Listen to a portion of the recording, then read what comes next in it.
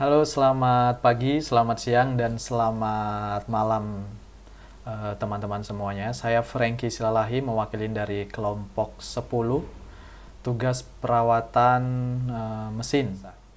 Jadi dalam penyelesaian tugas besar kedua, perawatan mesin, kami kelompok 10 mengangkat kompresor CUS 812 Dutch Engine sebagai equipment yang kami angkat sebagai variabel untuk pengerjaan tugas ini. Jadi nanti ada 4 bagian yang akan kita jelaskan di dalam video ini. Yang pertama, ini ada latar belakang, rumusan masalah, tujuan, dan juga batasan masalah yang nanti akan dijelaskan oleh teman kita Calvin Widiharsono. Yang kedua, nanti mengenai history mesin. History mesin ini dimaksud akan mencakup general specification dan juga bagaimana kompresor CUS 812, model CUS 812 ini beroperasi, termasuk aplikasinya di dalam industri. Yang ketiga, ini nanti kita juga akan berbicara mengenai metode perawatan dan juga metode perawatan termasuk perbaikan dan juga kerusakan yang terjadi di kompresor CUS 812 yang akan disampaikan oleh saya sendiri, Franky Silalahi. Dan yang keempat, nanti ada kesimpulan dan juga saran-saran termasuk teknik pengumpulan data, teknik penyajian data yang akan disampaikan oleh Yazis Zidan Yusniansa. Jadi demikian pembukaannya, kita langsung saja ke presentasi yang akan kita bahas. Yang pertama akan disampaikan oleh Calvin Widiharsono.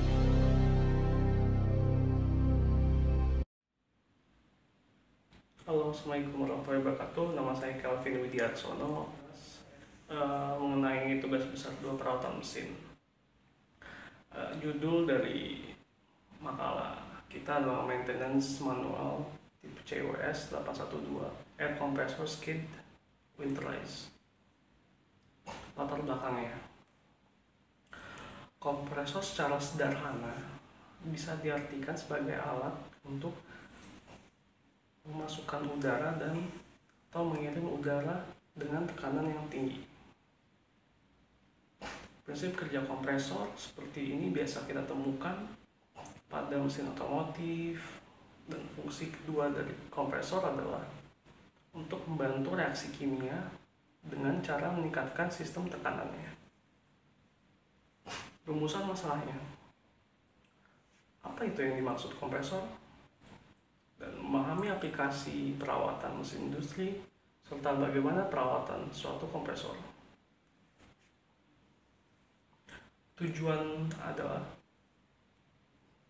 untuk mengetahui apa maksud itu kompresor, macam-macam kompresor serta cara perawatan kompresornya. Batasan masalahnya, evaluasi kondisi serta identifikasi kerusakan, perbaikan sistem, serta perawatan pembersihan, dan pengujian pengoperasiannya. Sekian dari saya, terima kasih. Wassalamualaikum warahmatullahi wabarakatuh. Ya, selanjutnya perkenalkan, nama saya Hanan.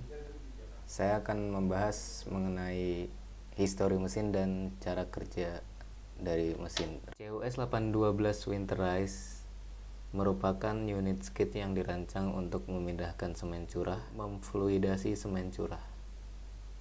Berikut adalah basic spesifikasi dari CWS 812 Winterize. Unit skid ini menggunakan engine Dutch F6L914 diesel engine dengan kecepatan maksimal mencapai 1800 rpm dan menggunakan electric starter untuk proses awalnya. Kemudian di unit skid ini terdapat kompresor air flux 4 LM 230 reciprocal kompresor. Kemudian ada power take off-nya menggunakan Twin Dix SP311 P304 dengan torsi 171 sampai dengan 227 pounds per feet. Kemudian di heater menggunakan Eberspacer D8LC air heater. Dan di cooling dia menggunakan air cooled. Jadi dia menggunakan udara dan tidak menggunakan coolant sebagai pendingin dari engine-nya tersebut. Terus kemudian fuel tank mencapai 35 US gallon dan tekanan mencapai 30 psi. Berikut adalah general spesifikasi dari CUS 812 Winterize. Dia memiliki panjang 2235 mm, kemudian lebarnya 2150 mm dan ketinggian mencapai 2250 meter dengan kapasitas mencapai 440 cubic feet per menit dan tekanan mencapai 30 psi. Engine dari CUS 812 Winterize ini menggunakan 6 silinder inline yang menghasilkan tenaga hingga mencapai 63 kW dan kecepatan hingga mencapai 1800 rpm. Kemudian kita masuk ke spesifikasi fluida dan filter. CUS 812 Winterize menggunakan beberapa filter di dalamnya, antara lain adalah fuel filter, oil filter, engine air filter, kompresor air filter, dan heated fuel filter. Yang pertama ada fuel filter. Fuel filter ini berfungsi untuk menyaring fuel sebelum masuk ke ruang bakar atau ke engine. Kemudian selanjutnya ada oil filter. Oil filter ini juga berfungsi untuk menyaring. Cuma ini menyaring oil sebelum dia melubrikasi semua bagian yang ada di dalam engine tersebut. Terus kemudian ada engine air filter. Berfungsi untuk menyaring udara sebelum masuk ke engine atau masuk ke ruang bakar ya. Terus selanjutnya ada kompresor air filter. Ini sama untuk menyaring udara, tetapi ini untuk menyaring udara yang akan menuju ke kompresor. Terus kemudian ada yang terakhir ada heated fuel filter. Ini berfungsi untuk memanaskan fuel sebelum dia masuk ke engine. Biasanya filter jenis ini hanya digunakan di negara-negara yang memiliki 4 musim, sehingga yang bertujuan untuk kompresor ini bekerja dengan prinsip yang memanfaatkan kompresi dari piston terhadap sejumlah gas yang terjebak dalam satu silinder menghasilkan gas bertekanan. Maksudnya adalah di sini pada saat udara biru masuk ke dalam ruang mampat ya, itu piston bergerak. Pada saat udara masuk, piston bergerak ke bawah dan mengisi rongga. Kemudian piston kembali naik ke atas dan membuat udara itu mampat atau menekan udara hingga sesuai spesifikasi. Dengan spesifikasi pada kompresor ini hanya mencapai 30, tekanannya mencapai 30. Terima kasih. Ya, sekarang kita akan membahas mengenai dari aspek perawatan dan perbaikan dari kompresor CUS 812, teman-teman. Jadi seperti equipment yang ada di dunia industri, pasti sebuah mesin atau sebuah perawatan, jangankan mesin, ya, orang aja perlu perawatan. Begitu juga dengan kompresor CUS 812 Winterize, ya. Nah, beberapa aspek yang akan nanti kita bahas di perawatan pada kompresor CUS 812 yang mungkin ya di masing-masing industri pasti ada perbedaan. Jadi tergantung perusahaan, tergantung manufakturer lah. Seperti yang kita ketahui, metode perawatan sendiri itu ada 3 ya. Ada 3 perawatan yang kita ketahui. Yang pertama adalah breakdown maintenance, yang kedua adalah predictive maintenance, dan yang ketiga adalah corrective maintenance. Dan pada kesempatan kali ini saya hanya akan membahas mengenai predictive maintenance dan corrective maintenance. Jadi ada beberapa tingkatan proses perawatan mesin yang kami implementasikan di dalam aktivitas maintenance sehari-hari. Yang pertama adalah service level. Service level ini adalah yang perbedaan dari setiap service level ini adalah kedalaman perbaikan dan siapa yang mengeksekusi pekerjaan perawatan tersebut, ya.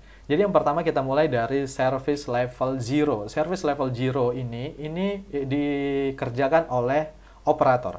Operator artinya adalah orang yang menggunakan si kompresor ini sehari-hari, ya, dalam proses aktivitas produksi, aktivitas pekerjaan dari perusahaan. Ya, jadi seorang operator bertanggung jawab untuk melakukan service 0. Yang kedua yaitu service level 1. Service level 1 ini dilakukan oleh technician dan juga engineer. Jadi tergantung siapa yang bisa. Ya, tergantung ketersediaan technician atau engineer. Dan service level 1 ini dikerjakan setiap 200 jam atau 3 bulan. Yang ketiga yaitu service level 2. Service level 2 juga sama dilakukan oleh technician atau engineer. Ini setiap 500 jam atau per 6 bulan. Dan yang terakhir ada service level 3. Service level 3 ini dilakukan oleh third party atau juga bisa dikerjakan oleh technician ataupun engineer yang sudah certified. Karena service level 03 ini sifatnya tahunan dan biasanya ini akan berkaitan dengan yang namanya kalibrasi ataupun sertifikasi. Kompresor CUS 812. Ya, yang pertama secara general, kita harus mencek secara general apa aja yang dicek secara general. Yang pertama ini adalah unit condition ataupun unit ID. Biasanya setiap equipment itu pasti ada ID-nya. Pasti ada nomor-nomornya, maksudnya namanya. Jadi equipment misalnya kompresor CUS 812, karena kami kan tidak menggunakan satu kompresor, pasti bahkan ada puluhan atau mungkin lebih dari 50 kompresor yang melayani di beberapa service area. Jadi setiap unit pasti ada ID-nya, ID atau nomor asset number ataupun informasi yang bisa kita dapatkan dari si kompresor tadi. Ya. Kedua, ini pastikan belts atau moving parts, ya, belt, alternator, PTO, fan itu semuanya dicek dalam keadaan baik, ya. Yang dicek apa aja, misalnya loose, worn, broken atau kerusakan lain, ya. Loose ini kayak ada yang kendor tidak, terus ada yang udah aus atau tidak, atau mungkin bahkan ada yang udah rusak, itu harus dicek semuanya. Terus yang kedua yang kita cek itu adalah si kompresornya, ya. Jadi si unit ini kan terdiri dari kompresor unit dan engine unit, ya. Tadi kita sudah cek belt. Selanjutnya untuk si kompresor kita harus cek ini air cleaner. Air cleaner ini artinya sebelum udara masuk ke dalam kompresor, ya, ini ada saringannya dulu yang namanya air cleaner. Jadi tadi sebelumnya sudah dijelaskan air cleanernya ada 2. Ya, air cleaner harus dipastikan bersih dan nggak ada airnya, gitu. Jadi harus kering dan juga tidak ada airnya. Terus tidak ada jamurnya atau kerusakan-kerusakan lainnya. Yang ketiga yang kita cek secara umum ini adalah fuel system. Fuel system ini terdiri dari diesel tank, ada level fuel sama filler cap. Kita mulai dari diesel tank dulu. Diesel tank ini pastikan nggak ada tidak ada yang tersumbat, terus nggak ada mengandung air, karena nanti kalau ada air ini bakal ngaruh ke ini ya, batuk-batuk, bisa batuk-batuk deh si engine-nya nanti. Terus tidak ada nggak ada juga terkontaminasi bahan-bahan lain seperti kayu, plastik dan lain sebagainya. Ini dipastikan diesel tank ini bersih kalau di saat melakukan predictive maintenance, ya. Terus yang ketiga, tadi diesel tank, baru ada fuel level. Fuel level ini pastikan kalau fuel tank ini berisi setidaknya minimal 90% ya. Minimal 90% dari kapasitas fullnya. Yang ketiga itu dicek filler cap. Filler cap ini kalau tempat kita mau ngisi fuel itu kan ada tutupnya. Jadi ini sangat penting ini filler cap ini. Karena kalau misalnya filler capnya rusak nanti bisa masuk kontaminasi lain ke dalam kan. Bisa masuk ke yang kontaminasi yang sifatnya mencemari dari si fuel system sendiri. Nah, tadi dan yang selanjutnya ini ada cooling system. Cooling system ini juga sangat penting ya. Kita harus pastikan cooling system ini bekerja dengan baik ya. Apa aja yang dicek dari cooling system? Cooling system yang kita cek pertama coolant level. Coolant level pastikan nantinya di coolant level ini nanti ada seperti indikator. Dia seperti side glass. Side glass ini seperti ya tabung berisi. Nanti di situ kita bisa tabung transparan. Di situ kita bisa melihat level dari coolant yang ada di dalam sistem pendinginan. Yang kedua dari cooling system yang kita cek ini adalah radiator cores. Radiator cores. Jadi radiator itu kan berisi dari sekat-sekat ya. Beberapa cores gitu. Kita pastikan itu nggak ada kotor, terus nggak tersumbat, terus nggak ada kerusakan, terus nggak ada bocor juga dari radiator cores tadi ya. Tadi ya, kalau misalnya kita bicara mengenai coolant system. Coolant system ini sebenarnya coolant system yang mendinginkan si kompresor, bukan yang mendinginkan engine. Karena ini namanya winterize ya. Si engine ini didinginkan oleh air cooled. Jadi dia nggak pakai coolant sebenarnya. Yang pakai coolant itu adalah si kompresornya. Si kompresornya ada coolantnya sendiri. Jadi dia didinginkan oleh angin. Jadi dia tidak didinginkan oleh coolant. Nah, apa aja yang kita cek? Nah, nanti kan karena dia didinginkan oleh angin, nanti di body si engine itu nanti ada seperti blower namanya. Blower ini diputar oleh belt. Ya, ada belt. Nah, belt ini harus dicek nih. Nah, selain daripada itu, kita juga harus cek electrical system. Biasanya seorang teknisi itu dikasih, atau engineer itu dikasih yang namanya avometer. Ya, ini kita ngecek baterai. Misalnya baterai charging, dia dipastikan alternator itu ngecas. Ya, di 12, lebih dari 12 dan kurang dari 13. Ini range kalau kita memastikan kalau si alternator bekerja dengan baik. Ya. Terus kabel-kabel dan sebenarnya konektornya ini tersambung dengan baik. Karena untuk cranking system pertama, si engine ini menggunakan baterai ya, pakai electric starter. Nah, setelah semuanya kita cek dengan baik, baru kita melakukan run and checks ya. Run and checks ini yang kita pastikan ya ini normal kill-nya bekerja dengan baik. Jadi udah kita nyalain, baru kita coba matiin secara normal gitu. Dia bisa mati atau enggak. Dan semua warning lights itu atau working lights itu bekerja dengan baik. Itu tadi kan untuk predictive maintenance kan. Nah, selanjutnya bagaimana dengan corrective maintenance-nya? Biasanya kita sebagai technician dalam melakukan corrective maintenance, selain di waktu tadi kita melakukan proses pekerjaan service level yang pertama ya, kita pastikan yang tadi beberapa item di predictive maintenance. Nah, di corrective ini juga kita bisa lakukan kalau kita menemukan kerusakan, kita langsung action, kita langsung perbaikin. Misalnya spare part harus diganti atau tidak, atau masih bisa menunggu, atau bisa diperbaikin, ya. Itu bisa kita lakukan. Nah, selain daripada itu, kita biasanya dalam proses operation di lapangan, baik itu di onshore maupun di offshore, ini kita akan menerima informasi dari operator yang pertama, ya. Kita mengumpulkan informasi dari operator. Gimana nih, ada masalah nggak sama equipment-nya, gitu. Selama pemakaian, dia baik-baik saja atau enggak, ya. Nah, itu kan dari operator. Nah, yang kedua, ya ini, seperti saya bilang sebelumnya tadi, ya, di saat melakukan proses service level 1, 2, ya, kita harus melakukan inspeksi nih, ya. Ada nggak yang rusak, ada nggak yang harus diganti, ada nggak yang memang harus diganti saat itu juga atau memang masih bisa menunggu. Kalau nanti misalnya masih bisa menunggu, kita harus tetap bikin note di sistem atau CMMS ya. Ini Computerized Maintenance Management System. Jadi semua mengenai hal-hal yang berkaitan dengan perawatan, historis mesin itu nanti akan kita record di CMMS. Terus yang ketiga ya, untuk corrective maintenance biasanya merupakan hal-hal yang pastikan ini bukan berasal dari pemakaian normal, karena biasanya sebagai operator mereka ada salah ya. Salah misalnya fuel, pernah kasus di fuel diisinya air atau fuel diisinya oli karena ketidakpahaman si operator. Jadi hal-hal seperti ini ya yang berkaitan dengan corrective maintenance.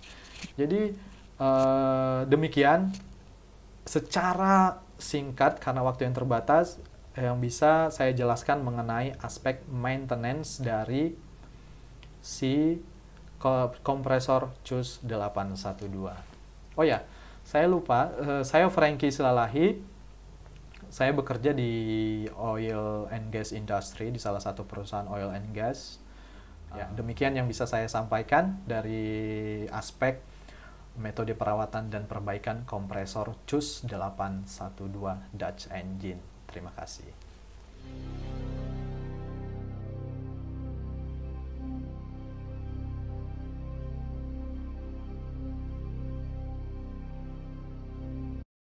Ya, selanjutnya yaitu kesimpulan.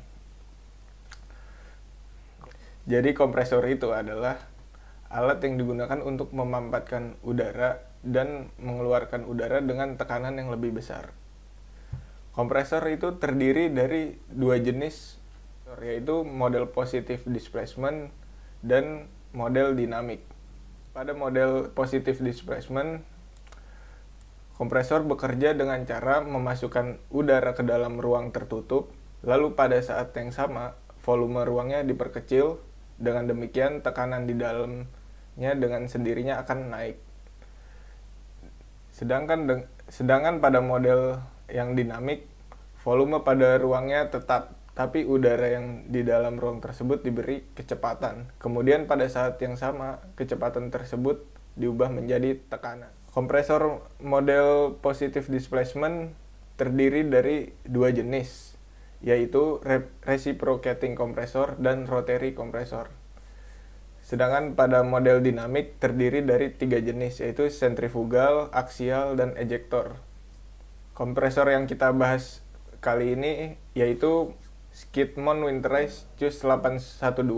Kompresor ini merupakan kompresor jenis torak yang bekerja pada tekanan 30 psi dan dapat menyimpan udara sebesar 226 liter. Kompresor ini digunakan juga untuk menghantarkan semen ke dalam mixer. Jadi kompresor ini digunakan dalam industri oil dan gas. Metode kerja kompresor ini secara umum yaitu mesin diesel berputar dengan bahan bakar diesel. Lalu dari mesin diesel itu putaran yang dihasilkan disambungkan oleh PTO atau yang biasa kita sebut sebagai kopling. Lalu kopling itu disambungkan ke kompresor, yang kompresor ini bekerja dengan secara mekanikal. Jadi putaran dari mesin diesel berputar dan disambungkan ke dalam kompresor yang bergerak secara mekanikal. Lalu dari kompresor ini dihasilkan tekanan udara yang seperti tadi sudah disebutkan, yaitu 30 psi. Lalu tekanan udara ini dapat menghantarkan semen ke dalam mixer. Jadi setelah ini diharapkan pembaca atau pendengar dapat mengetahui pengertian dari kompresor dan mengetahui bagian-bagian dari kompresor, terutama kompresor udara Skidmont Winterize CUS 812. Selanjutnya disarankan untuk kita dengan membuat rencana perawatan agar kinerja kompresor tetap sesuai semestinya sehingga dapat meminimalisir kerusakan pada kompresor.